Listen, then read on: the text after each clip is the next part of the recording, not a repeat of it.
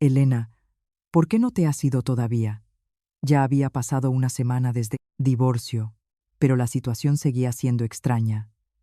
Exesposa y exsuegra todavía se sentaban a la misma mesa en la misma casa.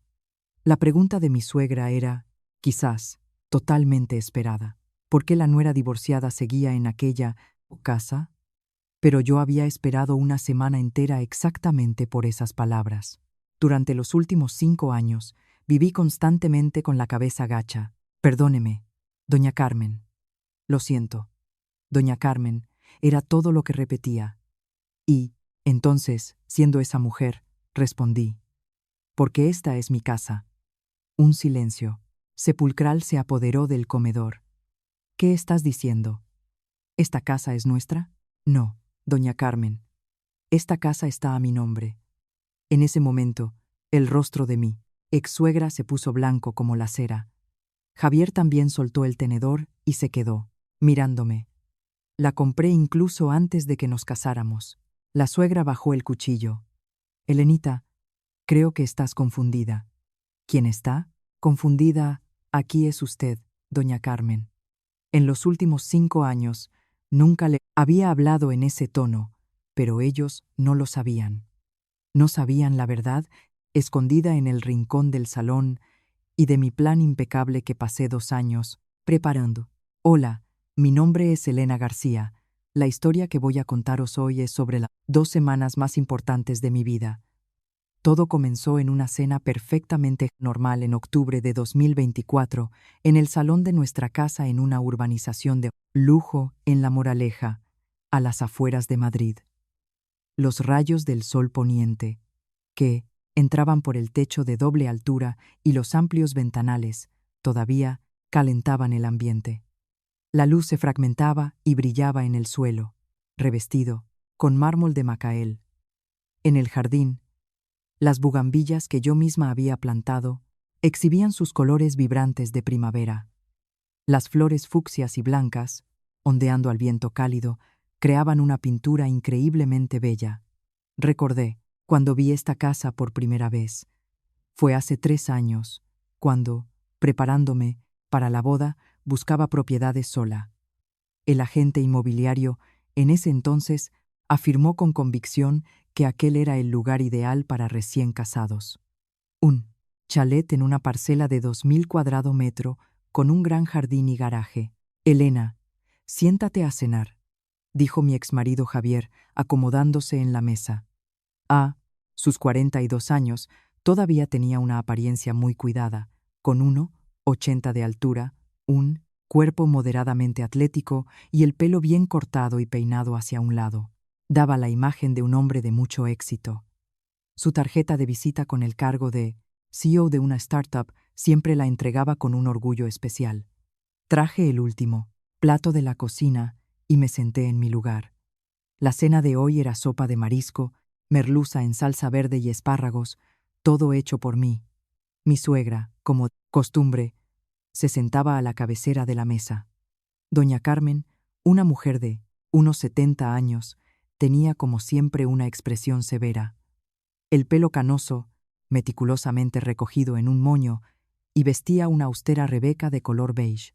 Su apariencia exigía respeto, pero había algo muy extraño en todo aquello. Al final, una semana atrás, nos habíamos divorciado, firmado los papeles, recibido la sentencia y acordado seguir cada uno su camino. Pero yo todavía estaba en aquella casa, y Javier y su madre también, como si nada hubiera pasado. Cenábamos juntos todas las noches. Una situación extraña, por decirlo menos, pero yo tenía mis propios motivos para ello. Sobre la mesa, la luz caía suavemente. Era una lámpara colgante que yo misma había elegido justo después de casarnos. La luz amarilla y cálida iluminaba la comida con delicadeza. Bajo esa luz estábamos sentados los tres, cada uno inmerso en sus propios pensamientos. La sopa está un poco salada, murmuró Javier después de probar una cucharada. Un comentario casual, lanzado como si nada. ¿Me perdonas? Por la fuerza de la costumbre, bajé la cabeza. En 5 años, se había convertido en un hábito escuchar críticas, pedir disculpas y prometer que la próxima vez lo haría mejor. Era todo lo que había aprendido en mi papel de esposa. Doña Carmen, con el rostro impenetrable, comía la merluza. Siempre comía con mucha elegancia. A veces me miraba de reojo, pero no decía nada. Ese silencio pesaba aún más, como la calma antes de la tempestad. Por la ventana, en las casas vecinas, las luces se encendían una tras otra. El paisaje pacífico de una urbanización cerrada de alto standing.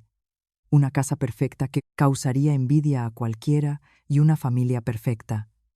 Pero yo sabía muy bien que todo eso era solo una fachada. Por cierto, Elena, dijo la suegra de repente. Dejó los cubiertos y me miró, fijamente. ¿Por qué no te has ido todavía? Una pregunta corta y directa, dicha en un tono afilado como un cuchillo. Mi mano con la cuchara se detuvo a el aire. Levanté la cabeza lentamente y encontré su mirada espinosa. En ella se leía perplejidad e irritación, como diciendo, ¿qué pinta una nuera divorciada en esta casa? Una pregunta bastante razonable. Porque esta es mi casa, respondí. Mi voz estaba tranquila. Incluso sonreí ligeramente, como si estuviera hablando del tiempo. En ese instante, el silencio reinó en la mesa. Javier dejó la cuchara y me miró. Sus cejas se levantaron ligeramente. Había una clara confusión en su rostro. La expresión de mi suegra también cambió de forma imperceptible. Algo andaba mal. ¿Qué estás diciendo, Elena? Esta casa es... No. La interrumpí, todavía sonriendo. En 5 años, nunca me había atrevido a interrumpir, ni a ella ni a Javier. Esta casa está a mi nombre. La compré antes de que nos casáramos. En ese momento, mi mirada se posó en una pequeña caja fuerte en el rincón del salón. Negra, digital, pequeña, de unos 30 centímetros de altura, pero dentro de ella se guardaba toda la verdad. La escritura de la propiedad, los contratos y todas las pruebas que había ido reuniendo discretamente en los últimos 5 años. En realidad, esa caja fuerte estaba allí desde que mudamos, pero nadie nunca le prestó atención. Probablemente pensaban que era solo un objeto de decoración, que era exactamente lo que yo quería. Javier soltó una risa nerviosa. Había perplejidad en su voz. Pero vivimos aquí, juntos. Ya que nos hemos divorciado, deberías irte. Quien tiene que irse es otro.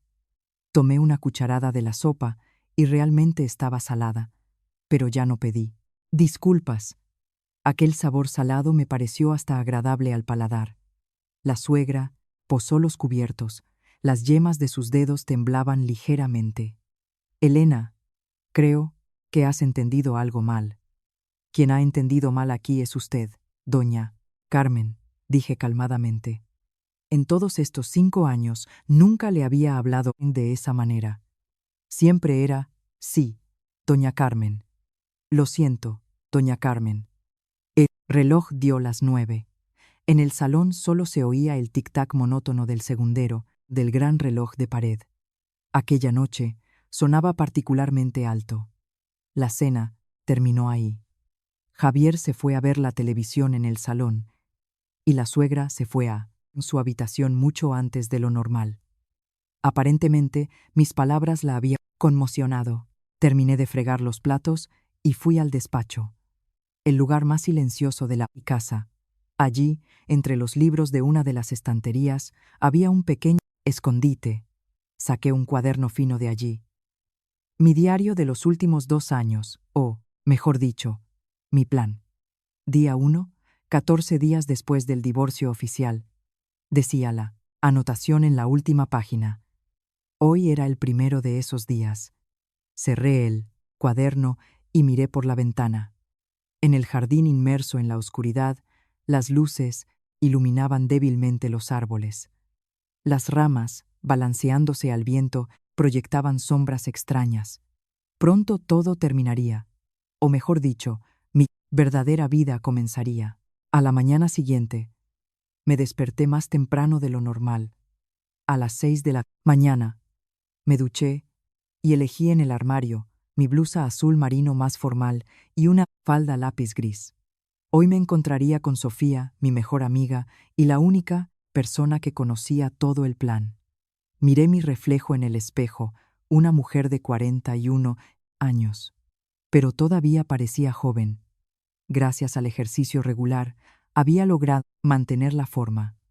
Solo pequeñas arrugas alrededor de los ojos delataban los últimos 5 años.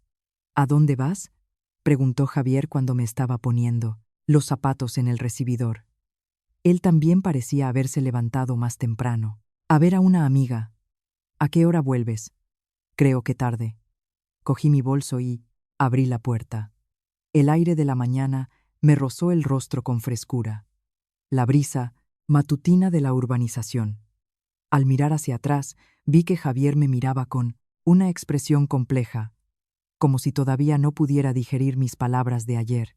Bueno, ya me voy. Me despedí con mi voz normal, pero en el fondo sabía, aquella era mi última mañana normal. Al salir del metro en la estación de Sol, me sumergí en la bulliciosa multitud. Eran las 11 de la mañana, un día laborable, y el centro de Madrid estaba abarrotado.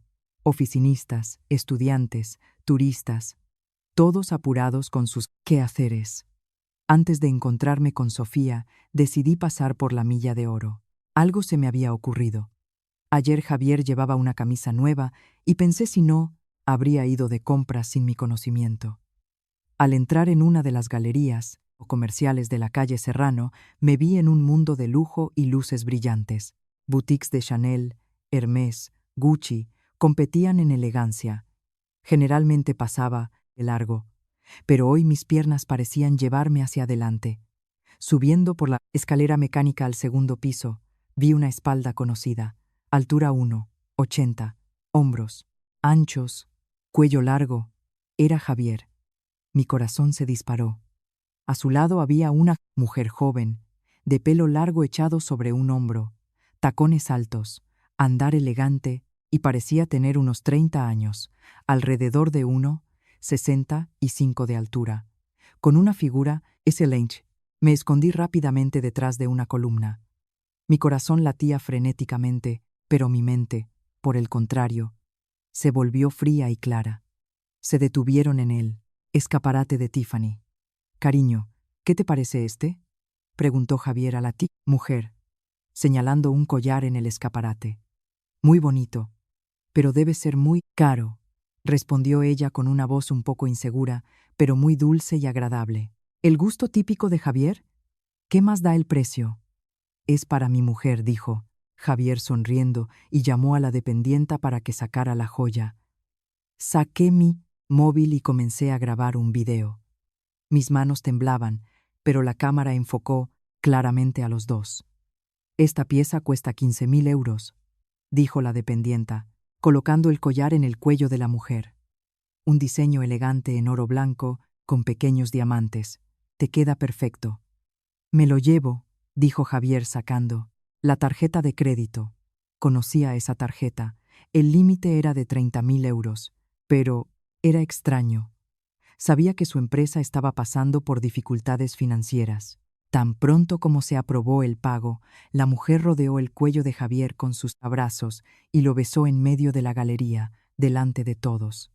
Mi dedo apretó el botón de parar. Era suficiente. Me alejé silenciosamente. Mis piernas flaqueaban, pero en mi alma, curiosamente, había calma, incluso ligereza. Finalmente tenía pruebas irrefutables.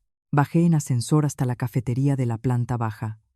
Llegué 10 minutos antes, pero Sofía ya estaba allí. «Hola, Elena, ¿cuánto tiempo?», me saludó Sofía alegremente. A sus 39 años, era un año más joven que yo, pero éramos amigas desde la universidad. Con 1,60 de altura y pelo corto, siempre con un traje de chaqueta impecable. Era una abogada de divorcios muy solicitada en un famoso bufete. «Perdona el retraso». «Nada. Acabo de llegar también». Me senté frente a ella y saqué el móvil del bolso. «Mira esto». Le entregué el teléfono, con el video recién grabado. El rostro de Sofía se puso serio. Vio la grabación con atención y asintió. Prueba perfecta. Hora, lugar, rostros, todo nítido. Esto es suficiente para el golpe final. Más que eso, el divorcio ya es firme, pero para una revisión del reparto de bienes o una demanda por daños morales, esto será un arma poderosa, dijo Sofía tomando un sorbo de café. Su voz, como siempre, era tranquila y lógica. Pero Elena, ¿de dónde ha sacado Javier ese dinero? Me dijiste que su empresa iba mal. Exacto. Esa pregunta también me atormenta. Creo que se ha metido con prestamistas. ¿Prestamistas? Las cejas de Sofía se arquearon. Últimamente recibía muchas llamadas de números desconocidos. Y hace unos días unos hombres de traje fueron a su oficina. Entonces, ¿tiene esas deudas? Parece que sí. Nos quedamos en silencio por un momento. En la cafetería sonaba un jazz suave. En las mesas vecinas, parejas enamoradas conversaban dulcemente. Elena, ahora, las cosas van a empezar de verdad, dijo Sofía. Sí, ya no hay más motivos para aguantar. Saqué el sobre marrón del bolso y se lo entregué. Guarda esto en la caja fuerte de tu despacho. ¿Qué es? Una copia de la escritura de la casa, documentos que prueban mis bienes adquiridos antes del matrimonio y toda la contabilidad de los últimos 5 años. Sofía cogió el sobre y asintió. Déjalo, de mi cuenta. Estará en un lugar seguro. Y una cosa más, prepara hoy mismo la notificación de desahucio. ¿Para quién? Para su madre y para Javier. Para los dos. Los ojos de Sofía se abrieron ligeramente. ¿Los dos? Sí. Dales 48 horas para irse. Elena, ¿estás segura? ¿No te arrepentirás? Dejé la taza en la mesa y miré a Sofía directamente a los ojos. Sofía, ¿sabes lo que he hecho en Namentae? Los últimos 5 años. Me levantaba todos los días a las 6 de la mañana. Le preparaba el tupper, lavaba, planchaba, limpiaba, complacía a la suegra y al mismo tiempo gestionaba sola todos mis activos. Invertí en inmuebles, operaba, en bolsa. Mi voz se fue volviendo más firme. Y ellos pensaban que era idiota, que no sabía de dónde venía el dinero y que simplemente tuve suerte con la casa. Sofía, ha llegado el momento de mostrarles la verdad. Al salir de la cafetería, revisé el móvil una vez más.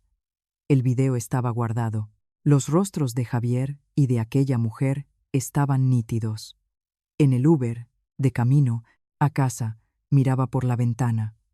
Las calles concurridas de Madrid pasaban rápidamente, todos con prisa, viviendo sus propias vidas.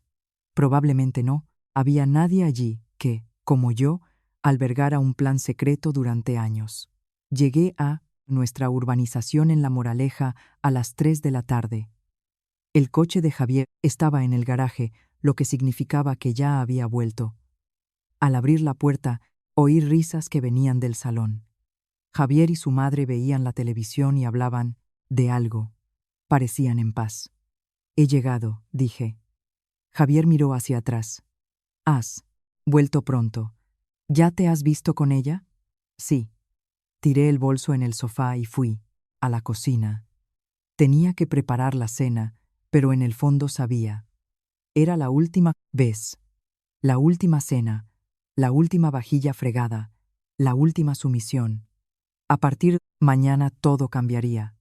Y el video en mi móvil sería el inicio de esos cambios. Y la notificación de desahucio que Sofía estaba preparando lo consolidaría todo. Al sacar los ingredientes de la nevera, sonreí. Por primera vez en 5 años, era una sonrisa verdadera. Esa noche, la cena transcurrió en un silencio mayor de lo normal. Javier no apartaba los ojos del móvil y mi suegra me miraba con una frecuencia inusual, con sospecha. Elena, ¿a dónde fuiste hoy? Preguntó de repente. Fui a Madrid, a ver a una amiga. ¿Dónde? En Madrid, por la zona del Paseo de la Castellana. ¿Compraste algo en las tiendas? Las preguntas venían una tras otra. Normalmente mis asuntos no le interesaban. No, solo estuve mirando. Respondí secamente y continué comiendo. Su mirada no era nada amigable. Cuando estaba fregando los platos después de la cena, oí los pasos de mi suegra detrás de mí, más pesados de lo normal. Elena. Sí, doña Carmen. Tenemos que hablar. La suegra se sentó a la mesa de la cocina. Su rostro estaba serio, los labios apretados. Sobre lo que dijiste ayer, que esta casa es tuya. Sí, deja de decir tonterías. Esta casa la compró Javier cuando os casasteis. ¿Dónde ibas a sacar tú tanto dinero?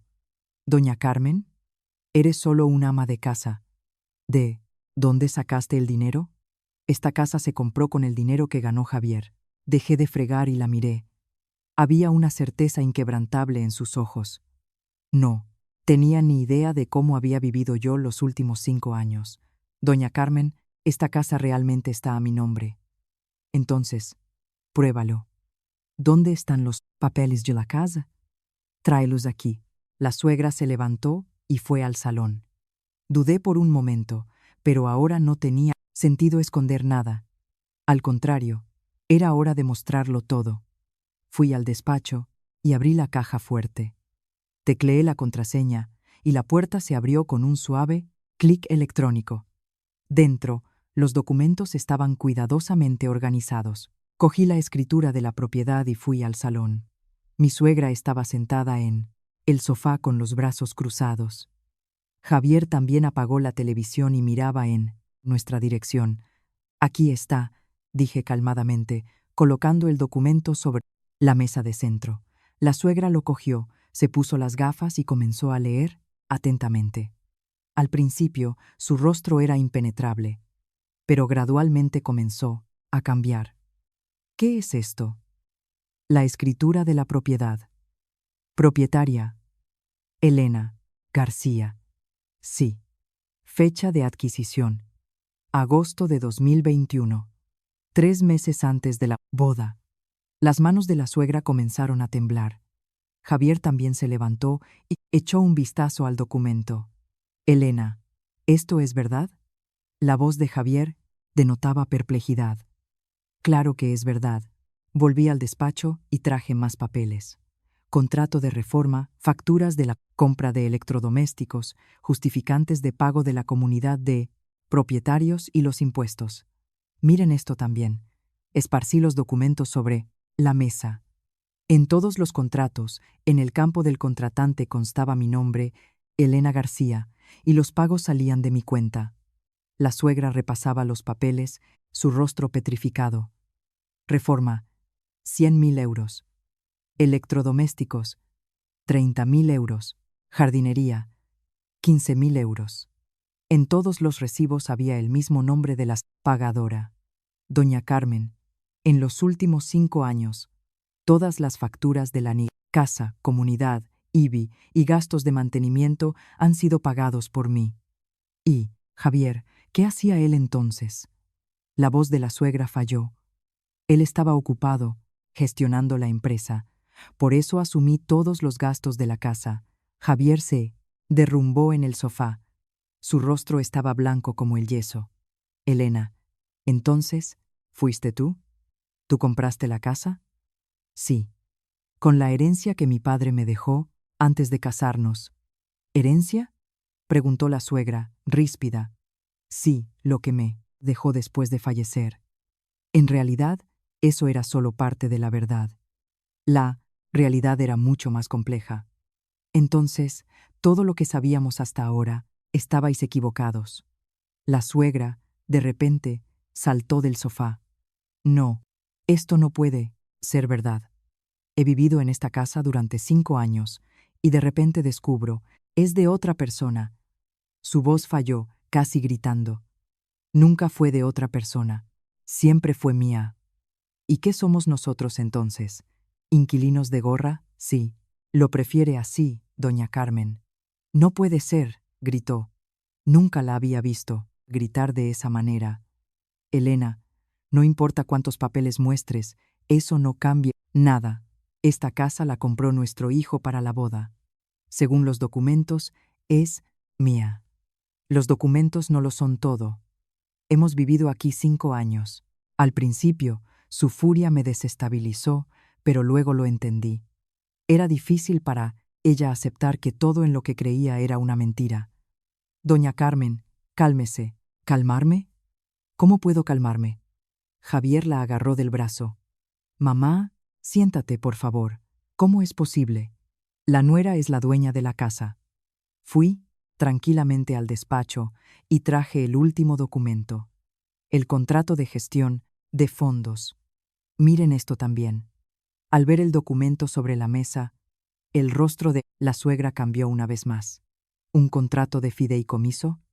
Sí, no solo esta casa, sino otras propiedades mías están en un fondo de gestión patrimonial. ¿Otras propiedades?, preguntó Javier con voz temblorosa. 2 oficinas comerciales en el Paseo de la Castellana y un ático en el barrio de Salamanca. El silencio se apoderó del salón. Solo se oía el tic-tac del reloj. Entonces, ¿eso quiere decir que tú? Sí. Y a partir de mañana no podremos seguir viviendo juntos en esta casa. Los ojos de la suegra se abrieron de par en par. ¿Qué estás diciendo? Van a recibir una notificación de desahucio extrajudicial. Les pido que desalojen el inmueble en 48 horas. ¿Qué? La voz de la suegra temblaba. Elena, ¿esto es una broma?, preguntó Javier alarmado. No es verdad. Saqué mi móvil y les mostré el mensaje de Sofía. La notificación está lista. La entrego mañana por la mañana. La suegra miró el móvil y de repente comenzó a reír. Pero era una risa aterradora. Genial. Simplemente excelente. Elena, no esperaba esto de ti. Tiró los documentos sobre la mesa. Pero no te hagas ilusiones. Esto no va a terminar así de fácil. ¿Qué quiere decir? Esta casa es tuya, dices. Perfecto. Se lo voy a contar a toda la familia. Su mirada se volvió gélida. Voy a contar qué tipo de nuera eres, cómo tratas a tu suegra. Doña Carmen, se lo contaré a los vecinos de la urbanización y en el trabajo de Javier. La suegra cogió el móvil. Voy a llamarlos ahora mismo a todas mis amigas y contarles cómo la nuera está echando a la suegra a la calle. Me quedé observando en silencio. Ya esperaba esa reacción. Haga lo que crea conveniente. Claramente se quedó desconcertada. No esperaba que yo estuviera tan tranquila. Y te arrepentirás. No tengo de qué arrepentirme. Empecé a recoger los documentos. Mañana por la mañana recibirán la notificación. Un documento oficial con validez legal. La suegra no dijo nada más. Javier también se quedó callado. Cogí los documentos y fui al despacho. A mis espaldas, oí su murmullo bajo. Esto no puede estar pasando. Pero no miré hacia atrás. Las cartas estaban sobre la mesa. Al guardar los papeles en la caja, fuerte, pensé que mañana comenzaría una verdadera guerra.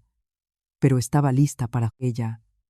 2 años de preparación estaban a punto de dar sus frutos. Esa noche apenas pude dormir. Me quedé dormida casi por la mañana, después las 3, pero a las 6, como un despertador. Abrí los ojos. Al revisar el móvil, vi más de 30 mensajes en WhatsApp. La mayoría de parientes de Javier. Elenita, tu suegra está diciendo un disparate. ¿Es verdad eso? Tía Carmen, dice que la estás echando de casa. Elena, ¿qué estás haciendo? Piénsalo bien. Leía los mensajes y mi corazón se encogía. Por lo visto, la suegra pasó la madrugada llamando a los parientes. Pero el mayor shock fue el grupo de urbanización. Me habían añadido a un grupo llamado Vecinos de la Moraleja. Ayer, a las 23:30, mi suegra había dejado un mensaje allí. Mi nuera de repente ha declarado que la casa es suya y me está echando.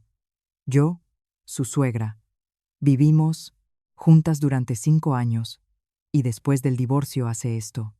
La juventud de hoy no tiene respeto por los mayores. Debajo de la publicación ya había una avalancha de comentarios. Dios mío, ¿qué clase de nuera es esa? La juventud de hoy ha perdido el norte. Echar a la suegra no tiene corazón. Mis dedos temblaban. Pasé 5 años saludando a estas vecinas, dándoles regalos en fechas señaladas, y ahora me condenaban sin escuchar mi versión. En el baño me lavaba la cara y mi reflejo en el espejo parecía patético. Las arrugas alrededor de los ojos parecían más profundas. La cara hinchada de la noche mal dormida. Del piso de abajo llegó la voz de mi suegra. Estaba nuevamente al teléfono con alguien. Sí, imagínate. La mantuvimos durante 5 años. Y ahora se cree la dueña de todo. Su voz era más alta de lo normal. Estaba alterada. Encima, no pudo ni darme un nieto. Y mira qué arrogancia. Una parásita estaba parada en la escalera, escuchando. Mi corazón se encogió de dolor. La infertilidad era mi mayor herida. Esta casa, en realidad, la compró nuestro hijo. Solo la pusieron a su nombre. Ya sabes cómo es, por el tema de los impuestos. Era mentira. Pero ella aparentemente quería creerlo. Cuando bajé a la cocina, había colgado el teléfono. Al verme, soltó fríamente. Vas a hacer el desayuno. Aprovecha, es la última vez. A partir de mañana, ya no necesita fingir. Yo no respondí nada, y ella añadió con aún más veneno. 5 años te hemos llevado a cuestas y ahora eres la dueña. Es hasta cómico. Doña Carmen, cállese. En lo que tienes razón. Abrió la nevera con fuerza. No pudo ni parir un hijo, y viene con esos aires. Al oír esas palabras, mis piernas flaquearon. Me apoyé en el fregadero para no caer. ¿Sabes cuánto ha sufrido Javier contigo? Todos sus amigos ya tienen hijos. Y él, su voz se volvía cada vez más áspera. Y después de todo eso, dices que la casa es tuya. Una casa que es solo paredes. Es el lugar donde se construye una familia. ¿Y tú construiste una familia? Yo, con la cabeza gacha, estaba cascando los huevos. Mis manos temblaban tanto que la cáscara cayó en la sartén. Hazlo bien. Ni siquiera puedes cascar un huevo, gritó. Lo siento. ¿Qué? Lo siento. ¿Una carga? Eso es lo que eres. Solo una carga. En ese momento, el móvil en mi bolsillo vibró. La grabadora de voz seguía funcionando. La había encendido la noche anterior. Javier se fue a trabajar a las 8 de la mañana, más temprano de lo normal. Ni siquiera me miró. La suegra pasó todo el día colgada del teléfono. Parecía que había llamado no solo a la familia y a los vecinos, sino incluso a los preta, compañeros de trabajo de Javier. Sí, nuestra nuera ha cambiado de repente. Después del divorcio, ha decidido echar a la suegra. Hacia las 10, Sofía llamó. Elena, estoy llegando con la notificación, pero hay una multitud en la puerta de tu casa. ¿Una multitud? Parece que son los vecinos. Creo que tu suegra ha llamado a la gente. Miré por la ventana, y de hecho había varias personas en el jardín delantero, todas con rostros serios, hablando entre sí. Puedes entrar, Sofía. Ok. Sonó el timbre. La suegra fue a abrir. Buenos días, doña Carmen. Soy la abogada de Elena. Oí la voz educada de Sofía. Abogada. Encima ha contratado una abogada. La voz de la suegra mezclaba sorpresa e ira. He traído la notificación extrajudicial de desalojo. ¿Notificación de desalojo? El murmullo de fuera aumentó. Bajé al salón para reencontrarme con Sofía. Llevaba un traje de chaqueta negro impecable y sostenía una carpeta. Parecía aún más profesional de lo normal. Doña Carmen, necesito entregarle estos documentos a usted y a su hijo. Sofía extendió 2 sobres. ¿Son estos los papeles con los que nos estás echando?, preguntó la suegra, cogiendo los sobres. Es un requerimiento legal de desalojo fundamentado en normas jurídicas. Requerimiento legal. La propietaria legal de este inmueble es la señora Elena García. Con la disolución del matrimonio, cesa el derecho de cohabitación. Siendo así, solicitamos que desalojen el inmueble en un plazo de 48 horas. La suegra rasgó el sobre. Su rostro comenzó a ponerse rojo, púrpura. ¿Así que quieres jugar así? Estamos actuando dentro de la ley. En ese momento, alguien en el jardín gritó: Elena, sal aquí fuera. Ven a hablar con nosotros. ¿Dónde se ha visto echar a la suegra de casa? Las voces volvían cada vez más altas, pero yo estaba tranquila. Me había preparado para este momento. Sofía, pon esto también, por favor. Le entregué un pendrive. ¿Qué hay aquí? Escucha. Sofía sacó su portátil e insertó el pendrive. De los altavoces resonó la voz de mi suegra. No pudo ni parir un hijo. Y mira qué arrogancia. Una parásita. 5 años te hemos llevado a cuestas. Una carga. Eso es lo que eres. Solo una carga. El rostro de la suegra se puso blanco como la cera. Tú. ¿Cuándo grabaste eso? Desde anoche hasta esta mañana. El murmullo de fuera cesó. Todos podían oírlo, que estaba sucediendo dentro de la casa. Sofía cogió el portátil y fue hasta la puerta. Saludó a los vecinos educadamente. Buenos días. Soy la representante legal de Elena García, abogada. ¿Qué está pasando aquí?, preguntó una de las mujeres de la urbanización. Quisiera aclarar los hechos reales de este caso. La voz de Sofía era tranquila y clara. La señora Elena García es la propietaria legítima y exclusiva de esta casa. Es un bien adquirido con recursos propios antes del matrimonio. Han recibido información falsa. Como acaban de comprobar por el audio, la exsuegra sometía a mi cliente a humillaciones y ofensas constantes. Las expresiones en los rostros de los vecinos comenzaron a cambiar.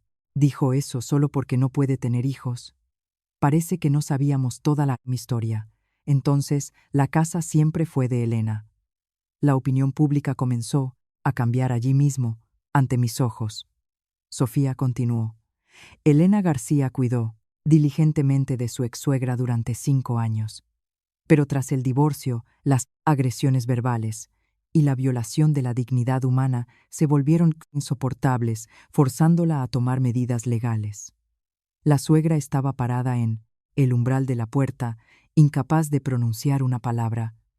El audio lo había probado todo. Solicitamos el desalojo del inmueble en 48 horas, concluyó Sofía, volviendo a entrar en casa. La gente en el jardín comenzó a dispersarse. La suegra miraba atónita mientras se iban. Por primera vez en mucho tiempo sentí un alivio inmenso. La verdad finalmente había salido a la luz.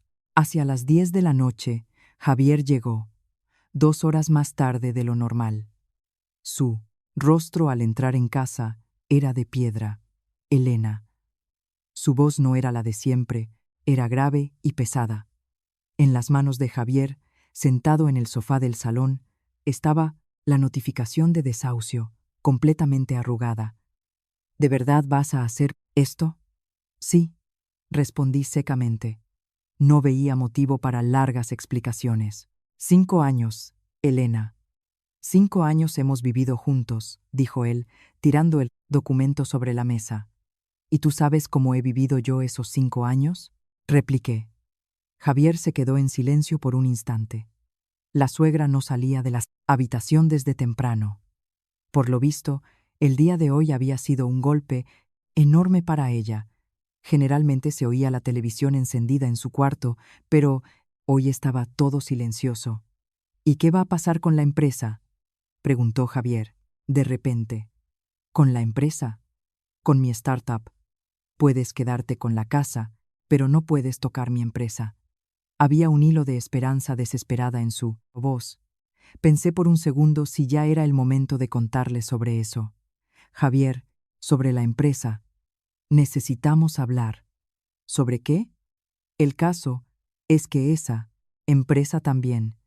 Hice una pausa. Su expresión cambió. No me digas que es una filial de tu fondo. En ese momento, todo el color desapareció del rostro de Javier. Me miraba con la boca abierta. Recordé hace 3 años, cuando estaba a punto de abrir el negocio. Elena es tan difícil conseguir inversores. Estaba desesperado en ese entonces. Llegaba tarde todos los días, solo suspirando. Yo te ayudo, le dije en ese momento, pero él simplemente se encogió de hombros. ¿De dónde vas a sacar el dinero? Eres ama de casa. Pero yo ya tenía un plan. En esa misma época, creé el fondo Renacer para profesionalizar la gestión de la herencia de mi padre e incluir la empresa de Javier en la estructura del fondo, como una empresa controlada. Conseguí un inversor, le dije. Javier estaba en las nubes de alegría. ¿En serio? ¿Dónde? Fondo Renacer. ¿Invierten en startups? En realidad, era mi fondo. Pero Javier no lo supo hasta el final. El contrato se firmó a través de un representante. Él pensaba que era el CEO, pero en realidad era solo un empleado contratado que recibía un salario de mi fondo. Entonces, ¿qué era yo? Preguntó Javier con voz temblorosa, volviendo a la realidad. Un empleado asalariado. ¿Asalariado? Sí. El fondo te pagaba 20.000 euros al mes. Javier saltó del sofá. Eso era el salario por jugar a ser CEO. ¿Estás loca? Has perdido el juicio. Javier se agarró la cabeza con las manos. 3 años. Yo creía que era el CEO. Formalmente eras el CEO. Pero el poder real siempre fue del fondo. Traje los papeles del despacho y los puse sobre la mesa. El acta de la reunión del Consejo de Administración. A partir de mañana no necesitas ir a trabajar. ¿Qué? El Consejo de Administración ha decidido tu destitución del cargo. Javier cogió los documentos. Sus manos temblaban violentamente. Esto no puede estar pasando. No puede ser. Gracias por los 3 años de servicio, dije, calmadamente. Javier cayó de rodillas. Se quedó allí, en el suelo del salón, sin poder levantar la cabeza. Elena, ¿dónde me equivoqué? ¿No lo sabes? En serio. No sé qué. ¿Para quién estabas comprando ese collar ayer en la Milla de Oro? El cuerpo de Javier se congeló. ¿Tú sabes eso? Un collar de 15.000 euros. Elena, ese es dinero que pediste a prestamistas. Javier bajó la cabeza aún más. Lo siento. La deuda es de 600.000 euros. Si no me equivoco. ¿Cómo lo sabes? Los acreedores se pusieron en contacto conmigo. Dijeron que yo, como esposa, era la avalista. En realidad, yo no era avalista. De nada, pero ellos pensaban que sí. Esa deuda también ha sido saldada por mí. ¿La saldaste? Sí, los 600.000 íntegramente. Javier levantó la cabeza y me miró. Sus ojos estaban rojos. ¿Por qué? Un divorcio no significa que tengamos que convertirnos en enemigos mortales. Pero mi voz continuó fría. Sin embargo, esa deuda ahora ha sido transferida a tu nombre, conmigo. ¿Qué significa eso? Significa que me debes 600.000 euros. Javier se rompió por completo. Se tumbó en el suelo y no pudo levantarse. Mi móvil sonó. Mensaje de Sofía. Verónica dice que ha cortado relaciones con Javier. No quiere saber nada de encontrarse con gente arruinada. Miré el mensaje y suspiré bajo. Era lo que esperaba. Ahora todo estaba llegando a su fin. A la mañana siguiente, la casa estaba muy silenciosa. La suegra seguía sin salir de la habitación y Javier, por lo visto, había pasado la noche en el sofá del salón. Dormía acurrucado bajo una manta. Mientras preparaba café en la cocina, sonó el timbre. 8 de la mañana. Al abrir, vi a 2 hombres de traje. Uno aparentaba unos 50 años, el otro unos 40. ¿El señor Javier Melo vive aquí?, preguntó el mayor educadamente. Sí. Un momento. Fui al salón y desperté a Javier. Javier, tienes visita. Se levantó con el pelo revuelto. Al ver a los hombres de traje, palideció. Ah, buenos días. Su voz temblaba. Javier, ¿recuerdas nuestra conversación de ayer? Tenías que saldar la deuda hoy. Yo. He tenido unos imprevistos. ¿Imprevistos? El rostro del hombre mayor se endureció. Estamos hablando de 800.000 euros con los intereses.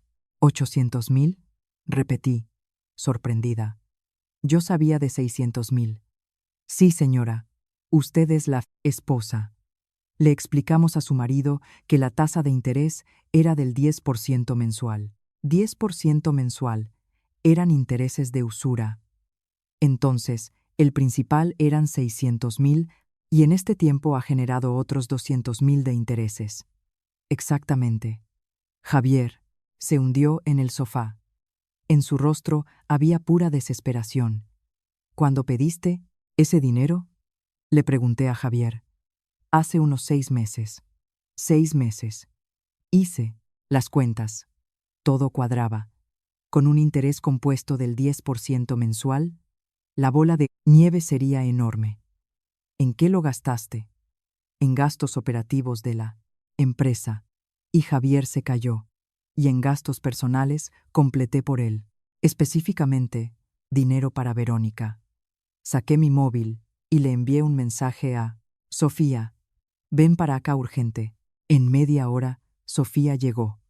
Los cobradores esperaban en el salón. Buenos días. Soy Sofía Costa, representante legal de la señora Elena García. Sofía entregó una tarjeta de visita. ¿Puedo echar un vistazo a los documentos del préstamo? Claro. El acreedor entregó los papeles. Sofía los analizó con cuidado. El pagaré fue firmado por Javier Melo como persona física. No hay avalistas. Exacto. Eso significa que Elena García no tiene ninguna relación con esta deuda. Jurídicamente sí. Pero el acreedor dudó. Esto es patrimonio, construido durante el matrimonio. Así que, en la práctica, ella también responde. Eso no es verdad, afirmó Sofía firmemente. Elena García y Javier Melo ya están divorciados. El reparto de bienes ya ha concluido. Y Sofía sacó un documento de la carpeta. Esta deuda fue contraída por el señor Javier durante el matrimonio para su beneficio exclusivo y personal, no revirtiendo en favor de la familia, por lo tanto, no es una deuda común del matrimonio. Los rostros de los cobradores cambiaron. ¿Quiere decir que solo podemos cobrarle a Javier? Exactamente. Sofía sacó otro documento. Para su conocimiento, el señor Javier está actualmente desempleado. Ayer fue destituido de todos sus cargos. ¿Desempleado? Los cobradores se asombraron. Sí. Y en este momento, no posee ningún bien a su nombre. Javier, mirando al suelo, murmuró. Yo no sé qué hacer. Bueno, señor Javier, tendrá que presentarnos un plan de pago, dijo el hombre mayor fríamente. ¿Cuánto puede pagar al mes ahora? Nada. Quizás tenga algo que pueda dar como garantía. No tengo nada. Los cobradores intercambiaron miradas. En ese caso, señor Javier, nos veremos obligados a tomar medidas drásticas. ¿Medidas drásticas? Una solicitud de concurso de acreedores personal, por ejemplo, o involucrar a la policía. El rostro de Javier se puso aún más pálido. En ese momento, Sofía preguntó suavemente, ¿no les gustaría saber en qué se gastó exactamente ese dinero? ¿En qué sentido? Sofía me miró. Yo asentí. La mayor parte del importe prestado fue gastado por el señor Javier en regalos para una mujer. ¿Una mujer? Sí, su amante. En la compra de artículos de lujo y viajes. Sofía sacó el móvil y mostró el video. Aquel mismo de la milla, de oro. En este video está registrada la compra de un collar de 15.000 euros. Los acreedores miraron la pantalla. Al ver a Javier besando a Verónica, sus rostros se convirtieron en piedra. Y este es el extracto bancario. Sofía mostró otro documento. A la cuenta de una tal Verónica se transfirieron en total más de 200.000 euros. 200.000 euros. Los cobradores subieron el tono de voz.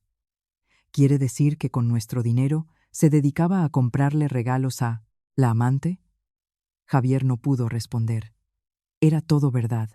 Y lo más interesante es que esa mujer ha cortado cualquier contacto con él.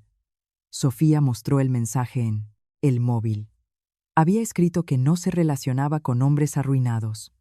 Uno de los acreedores explotó. Ah, desgraciado, ¿quieres decir que con nuestro dinero traicionabas a tu mujer? Exactamente. En este caso, ¿no se podría acusar de estafa? Preguntó el mayor a Sofía. Si declaró una finalidad falsa para el punto. Préstamo, sí. Dijo que el dinero era para el negocio y lo gastó con la amante. Eso constituye un fraude. La furia de los acreedores llegó al límite. Javier estaba completamente aplastado. Seguía caído en el suelo, sin poder levantarse. Perdónenme, por favor, perdónenme. Pero ya era tarde. Javier, mañana esperamos la llamada de su abogado. De lo contrario, iremos directamente a la comisaría a poner la denuncia. Tras su salida, la casa se sumergió de nuevo en el silencio. Javier seguía, tirado en el suelo del salón. Parecía haberlo perdido todo. En ese momento, se oyeron pasos que venían del segundo piso. La suegra estaba bajando las escaleras. Elena entró en el salón. Su rostro estaba demacrado. Sí, doña Carmen, realmente querías llevarnos a este punto. ¿Y qué he hecho yo? Dijiste que planeaste esto durante 5 años. Un plan. ¿Cómo destruirnos? Había ira en su voz. Doña Carmen, solo he intentado proteger lo que es mío.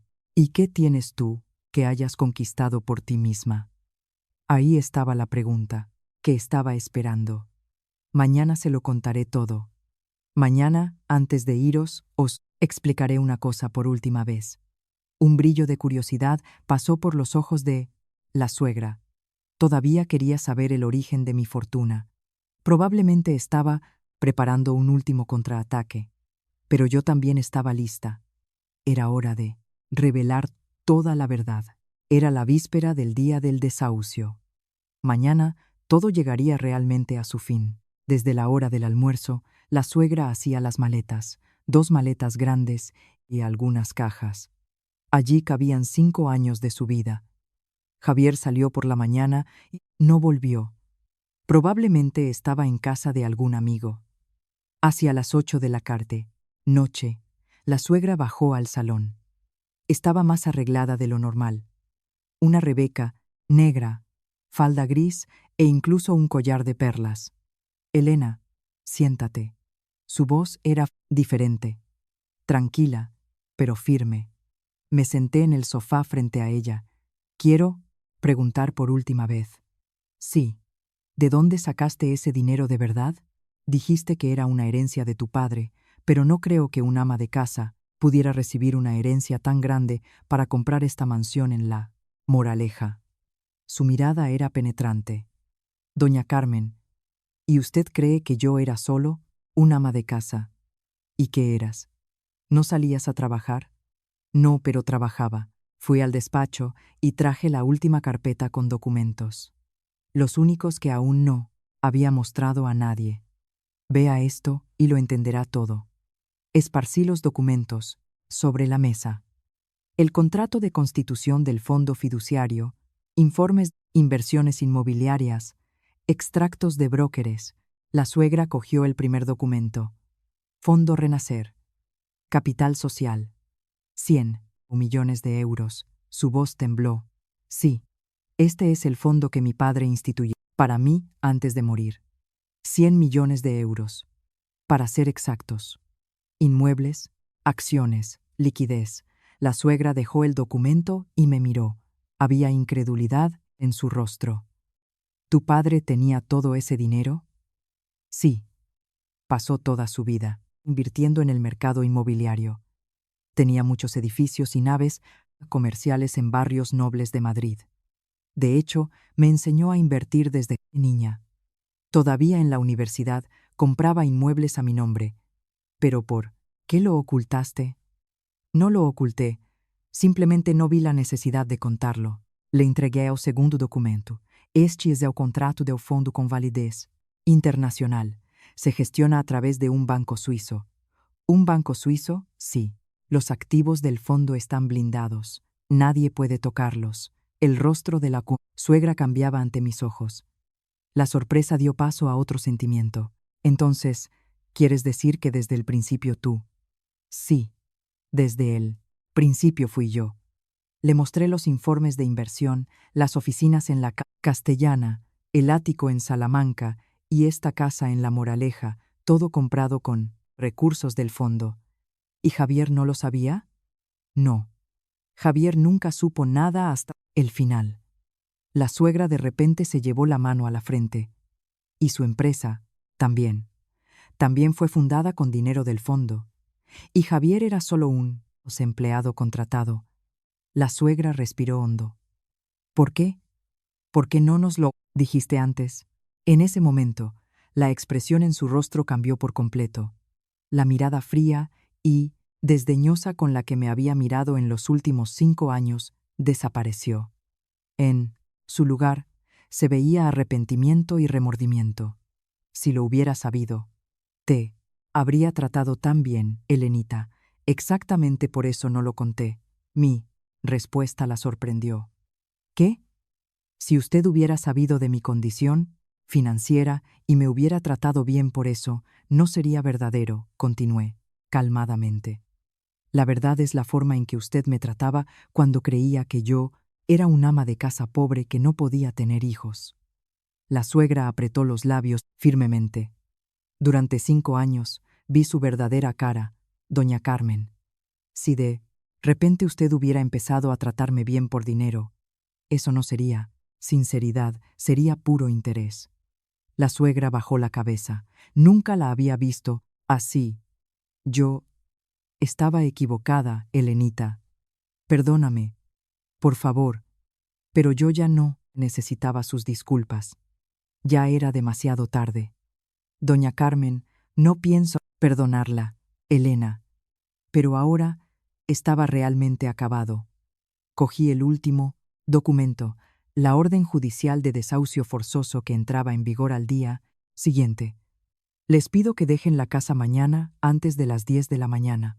La suegra cogió el documento y preguntó, ¿realmente no vas a perdonar? Ya he perdonado, pero no quiero veros nunca más. En ese instante oímos el ruido de la puerta principal abriéndose. Javier había vuelto. Su rostro, al entrar en el salón, estaba completamente exhausto. Parecía que no se había duchado en días. Elena, es el fin, ¿verdad? Su voz estaba llena de desesperación. Sí.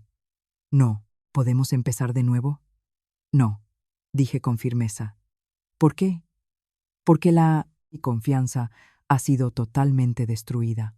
Javier hizo ademán de caer de rodillas de nuevo, pero se lo impedí. No hagas eso. Me da asco ver esa escena. Elena, me arrepiento de verdad. Arrepiéntete con Verónica. El rostro de Javier palideció. Con ella ya se acabó todo. Lo sé. Saqué el móvil y le mostré el último mensaje. No hablo con arruinados. Javier se desplomó en el suelo. Aquella era la imagen de un hombre que había perdido absolutamente todo. ¿Y qué voy a hacer ahora? ¿Cómo voy a vivir? Eso ahora es problema tuyo. Me levanté y la suegra también se levantó. Elena, un último favor. ¿Cuál? Gracias por estos 5 años. De verdad. Pero incluso esa gratitud ya no tenía importancia, de nada. Yo también aprendí mucho. ¿Qué aprendiste? A conocer el carácter de las personas. A la mañana siguiente, a las 9, llegó el camión de la mudanza. Las cosas de la suegra y de Javier eran retiradas de la casa, una a una. Me quedé observando, desde la ventana del segundo piso. Por primera vez en 5 años me sentí en paz. Exactamente a las 10, la suegra vino a despedirse. Bueno, que te vaya. Bien. Adiós, doña Carmen. Cuando pasó por la puerta, sentí que finalmente había conquistado mi libertad. Javier, al salir, se giraba todo el tiempo, pero yo no le saludé desde la ventana. Cuando el camión se fue, la casa quedó en un silencio absoluto. Por primera vez en 5 años, aquel espacio era solo mío. Me senté en el salón y me preparé un café. Afuera, el sol cálido de la primavera brillaba. Sonó el móvil. Era Sofía. «Elena, ¿se acabó?» «Sí, acaban de irse. ¿Cómo te sientes?» Me detuve un instante para pensar cómo me sentía. Aliviada. «Me lo imagino. Has aguantado tanto. Enhorabuena. Gracias, Sofía. Sin ti no lo habría conseguido». «¿Qué va? Ahora empieza tu nueva vida». Una nueva vida. Era verdad. Ahora comenzaba mi verdadera vida. Pasó un mes. Renové la casa entera, cambié los muebles del salón, transformé la habitación de la suegra en un despacho de verdad y la de Javier en un gimnasio. Pero el mayor cambio ocurrió justo en la entrada. Colgué una pequeña placa de metacrilato, Fondo Renacer, Presidencia. Finalmente me estaba presentando al mundo. Hoy era un día especial. Sofía y yo decidimos hacer una pequeña celebración para marcar este nuevo comienzo. A las 6, Sofía llegó. Traía en las manos una botella de champán y un ramo de flores. «Elena, enhorabuena». «¿Por qué?» «Por convertirte finalmente en la verdadera Elena García». Y era verdad. En los últimos 5 años viví como la esposa de alguien, la nuera de alguien. Solo ahora podía ser yo misma. Pusimos la mesa en el salón y abrimos el champán. Las burbujas subieron alegremente en las copas. ¿Por ti? ¿Por nosotras? Tras el primer sorbo, el ambiente se volvió maravilloso. «Elena, ¿no te arrepientes de nada?», preguntó Sofía de repente. «¿Sobre qué?» «5 años es mucho tiempo». Me quedé pensando. ¿Me arrepiento? No me arrepiento de haber hecho lo que hice. Solo siento rabia conmigo misma. ¿Rabia por no haberlo hecho antes? Sí. Sofía sonrió. Quizás todo tiene su momento adecuado. Quizás ahora era el momento exacto. Y era verdad. Si hubiera revelado la verdad antes, quizás la ruptura no habría sido tan limpia. Después de la cena, Sofía sugirió algo especial. «Elena, vamos a hacer algo simbólico». ¿Simbólico? Para marcar la ruptura total con el pasado. Subí a mi habitación y abrí el cajón de la cómoda. En el fondo había una cajita. Dentro estaba mi alianza de boda, la alianza que usé durante 5 años.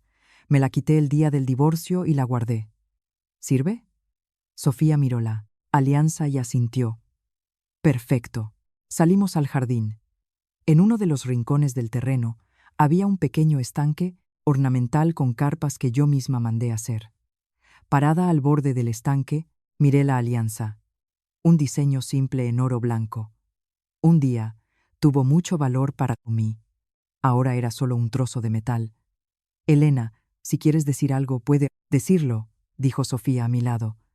Puse el anillo en la palma de mi mano y reflexioné. Parecía que necesitaba decir algo. 5 años. No fue fácil. Yo misma no sabía para quién eran esas palabras. Para mí misma, para el pasado, para las personas de las que me separé. Ahora se acabó de verdad. Arrojé la alianza al agua.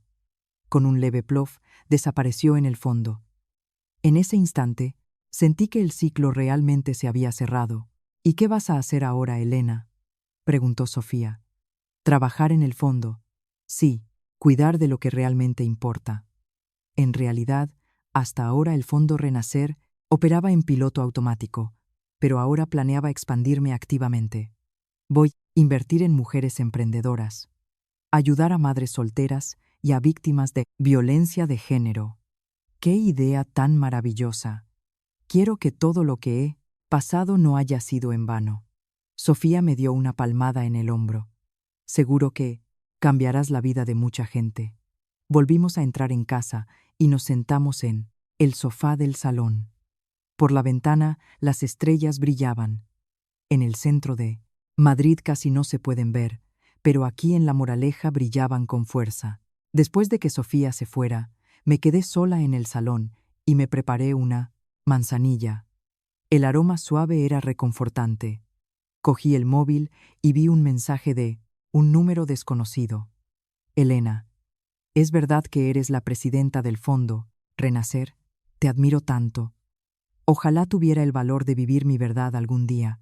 Probablemente era alguna de las vecinas. Los rumores sobre mí debían de haberse extendido por la urbanización. Respondí, nunca es tarde para ser valiente, solo necesitas dar el primer paso. Y añadí una línea más.